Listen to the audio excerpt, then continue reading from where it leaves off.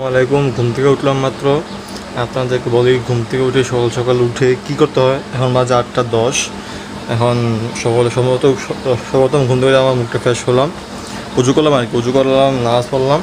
এখন নামাজ পড়া একদম খালি পেট একটা জিনিস ভালো আপনাদের বলি, খালি পেটে সবসময় পানি খাবেন, সম্পূর্ণ এক গ্লাস পানি খাবেন।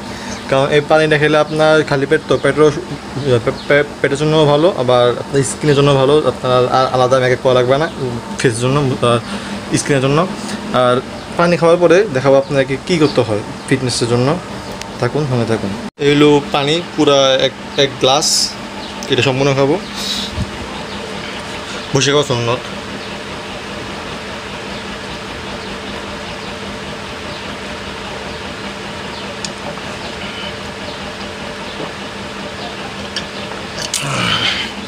হওয়া শেষ, পুরো পেট ফুল। এখন কীভাবে জানি ব্যায়াম করবো আল্লাহ জানে, তবু দেখেন থাকেন।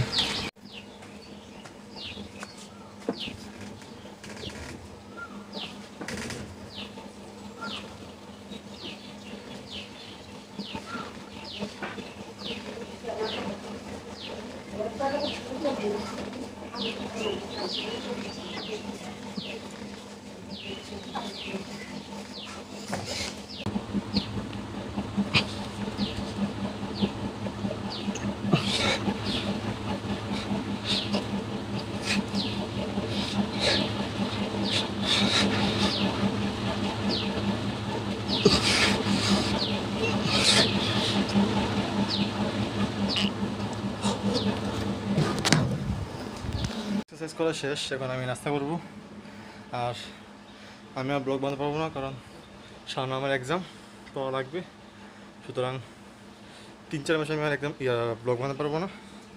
ব্লগ বানালে আপনার বহুত কিছু দেখাবো, দেখানোর অনেক কিছু আছে, অনেক কিছু বলার আছে।